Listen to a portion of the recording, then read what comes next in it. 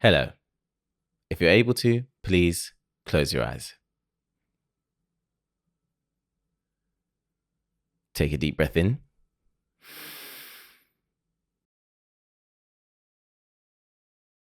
And a deep breath out.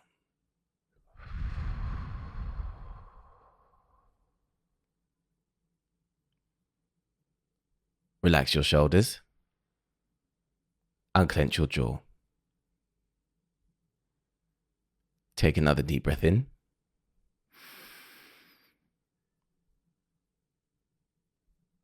And another breath out.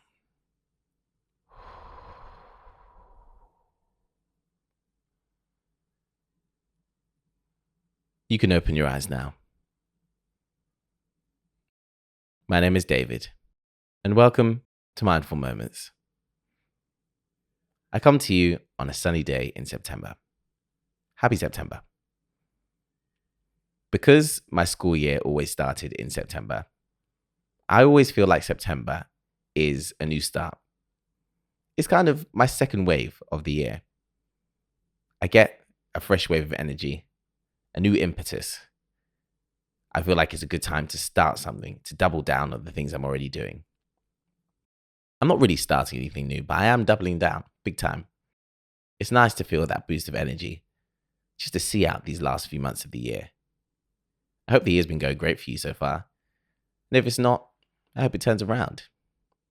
Either way, happy to be here. It's also very sunny, as I said. And I feel that when it gets to September, people immediately think, time to layer up, time to get the autumn clothes out, the leaves are about to change colors, pumpkins, all of that kind of stuff. But it's a little bit premature. That kind of stuff doesn't happen till later. September always has a couple of weeks of lingering sunshine. Almost the final goodbyes of the last rays of summer, the last wave of heat. I used to love it when I was in school. It was like a nice ease transitioning into the school year.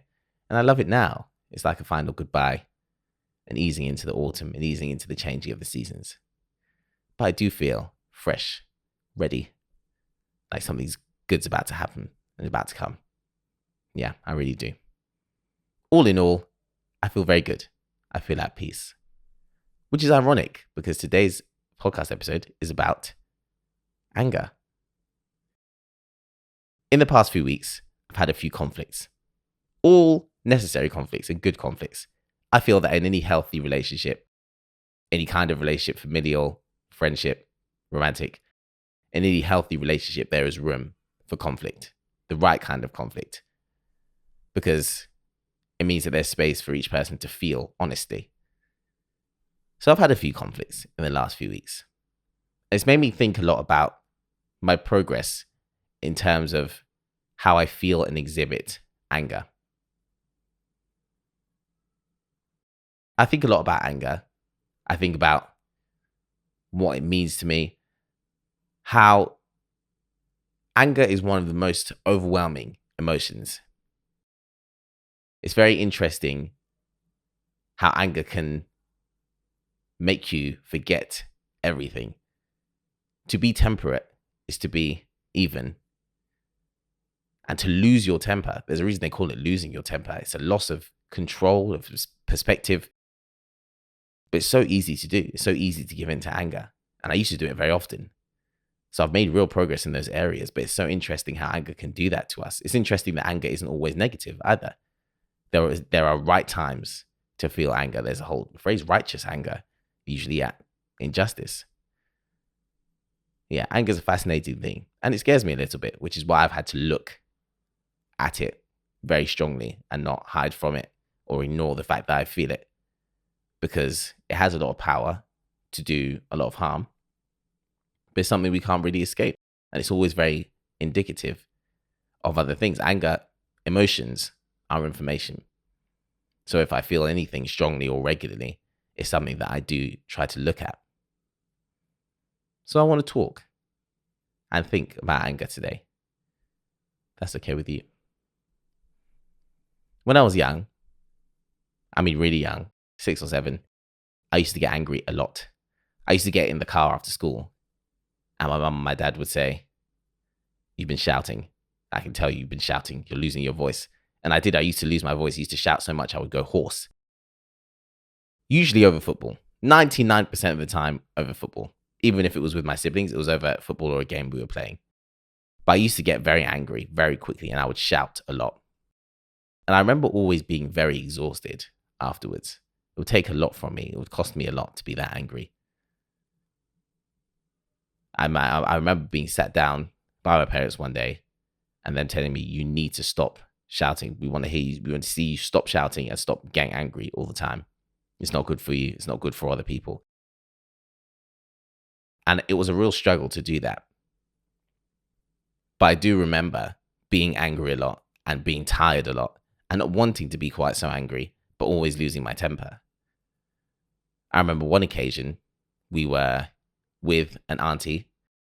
And when I say auntie, I mean parents' friend, but auntie. If you know, you know. And this auntie had 2 children, 2 boys, and we were playing football with them. And I got really angry and lost my temper. And this auntie, up until this point, and afterwards, obviously, but this auntie really loved me specifically. I was a very precocious child. I talked a lot. I was very popular with adults generally. And this auntie really loved me. And I remember her being very shocked at how angry I was at her son. I shouted at him a lot. And I was definitely in the wrong in the situation. And in the car, my mum said to me, you understand now that she is going to see you differently because she's seen you behave like that. And that was one of the early times that really hit me, that I didn't want to be an angry person and how far removed from the person that I feel I am anger takes me. It was something I realized, and I was very young. I didn't yet have the emotional maturity or the knowledge or the information to kind of change who I was or work through why I felt that way or why I behaved that way when I was angry. So it was a source of great frustration and upset. I was really upset about it. I remember thinking I'd never want to be angry ever again in my life, which is obviously unrealistic. I think anger is very overwhelming because it's easy. I feel that to be angry is to let go of thought. To truly give in to anger is to let go of thought. When you are really angry, one of my favorite phrases is the red mist. Have you ever heard that before? The red mist came over me. I like that a lot because it reminds me of a red rag to a bull.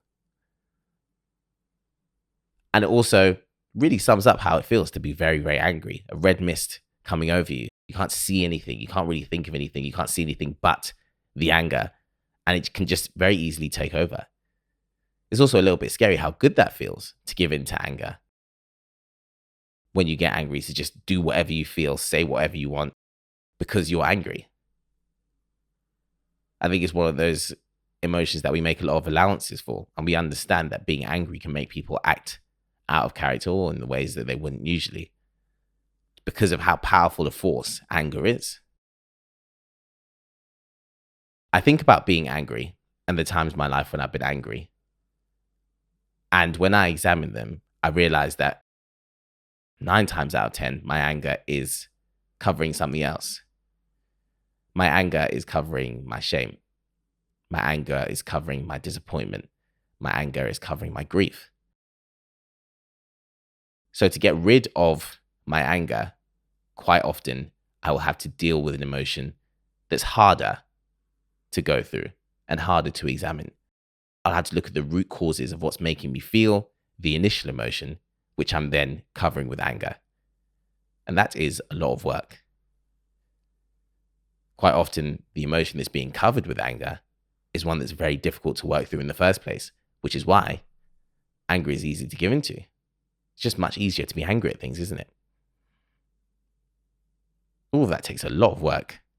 And I cannot say at all that I'm an expert or great at doing that, at least not quickly. It takes a good while. Quite often it'll be in retrospect. And one of the things I'm actively trying to work on to be better to myself and to be better to the people around me is being able to do that in real time, to be angry and look at why something has elicited anger in me.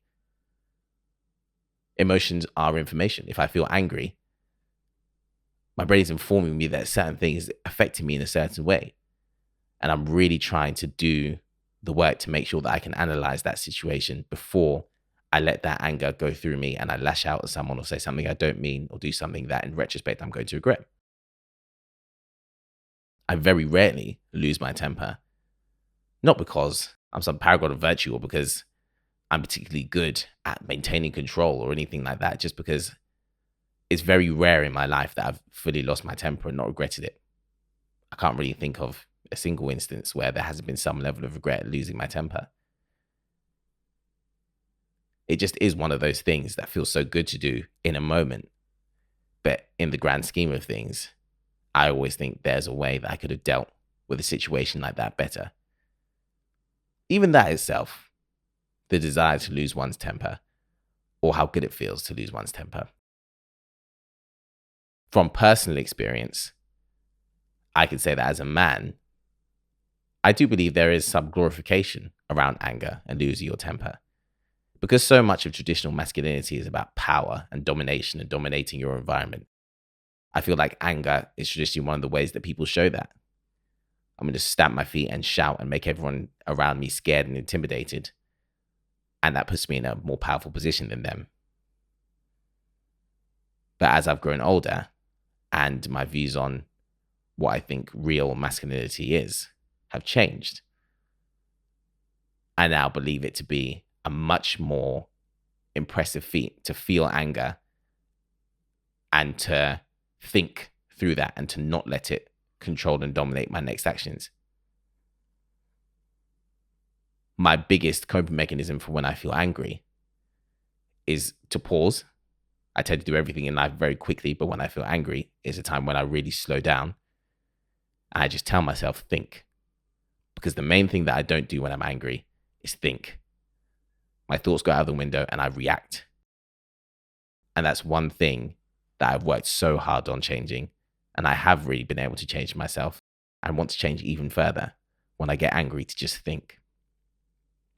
Because when I think, it's much easier to think or figure out the root cause of that anger. It's much easier to then act in a way that I know is more reflective of me than to just give in to that anger and let that take control. It's also very difficult to do, but infinitely, infinitely worth it. For me, there's a great deal of value in the people around me being able to know that there's safety in being however they want to be, telling me what they want to tell me, and sometimes upsetting me without ever having to fear that I'm going to lose my temper or be angry around them. That I can deal with my anger and process it in healthy ways and always really get to what's underneath it. Anger isn't an entirely negative thing, though. Because it can have very damaging effects to lose your temper and to be angry. It's very easy to think of anger as a purely negative thing, and I don't think of it as a negative thing. As well as being informative, as I said, and letting me know that there are things that affect me in certain ways and helping me to investigate those things. Sometimes it's right to be angry. It's very right to be angry. I think of the times where I felt very righteous anger. For a great deal of 2020, for example. And there are so many of my thoughts and so many events that I need to re-examine in my mind from that time. The world was a difficult place. The pandemic, the Black Lives Matter protests, and there was so much around that made me angry. But I don't regret any of that anger. I don't feel for a second that I shouldn't have been angry, because a lot of the time, anger means I care. A lot of the time, when my friends will tell me stories about things that have been going on in their lives, or things that they've suffered, or things that people have done to them. People close to me tell me about things that they've been through, that other people have put them through. And I feel a great deal of anger on their behalf. And I think that's right for me to feel. It's good for me to feel that. Anger is a very strong emotion, but strong emotions mean that I'm connected and that I'm connected to things. To me, anger is infinitely better than apathy. I'd rather be angry about things and it tire me out and exhaust me than not care. Or pretend that I'm not angry about things just because I think it's a negative emotion. I never want anyone to see me as capable of anger or losing my temper, because I am. I absolutely am. We all are. It's very important that I allow myself to feel the full spectrum of emotions and let myself work through those things without acting on the ones and acting in the situations where I know it's going to be damaging to myself or other people.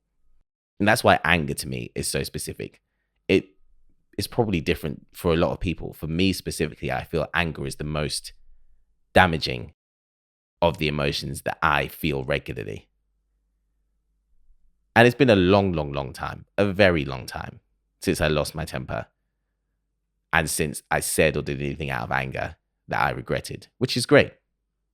But it's only because I understand its power. I feel the strength of anger and I know the damaging effects it can have. I think a lot of anger, like a bottle of toothpaste. If I were to get a fresh tube of toothpaste and squeeze it with both hands, it would feel amazing. And it would be very fun to see this toothpaste go everywhere. But as soon as I'd done it, there would be a huge amount of regret because I'd have made a mess and there was no way to put the toothpaste back into the tube. In a lot of the situations in my life where I've lost my temper, it's been exactly like that. I'll lose my temper.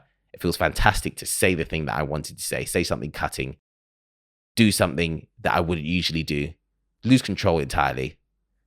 And then as soon as I see what the effect of that is, I regret it hugely. And there's no way to take it back.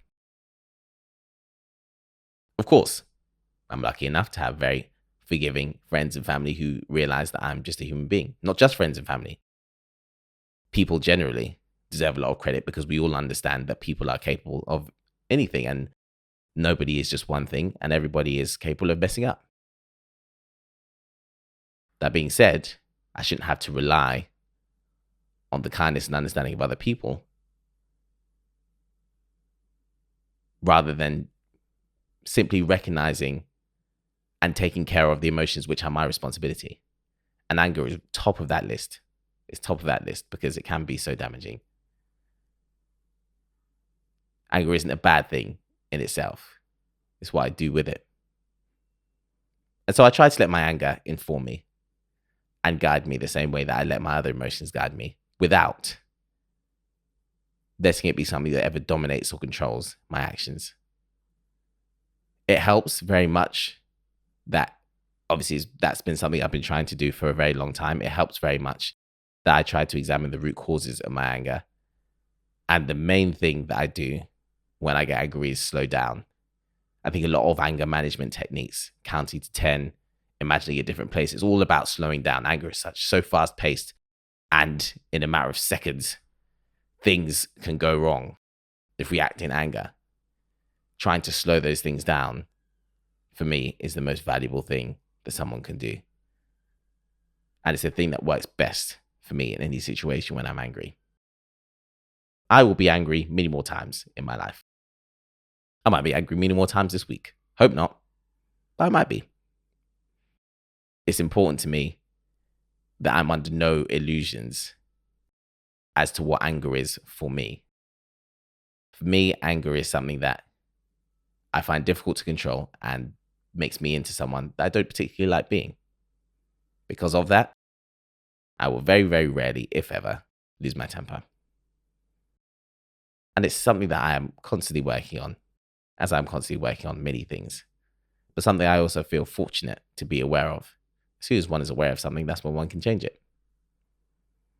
So I'm trying my best to know what anger is and to react accordingly when I feel it. It's a work in progress. So am I. I think that's all I have for today. Thanks so much for listening to me, as always. I really hope that your week is full of happiness and that when you feel anger, you feel able to slow down. Thank you for being here. And whatever you're doing this week, I hope you have a wonderful one.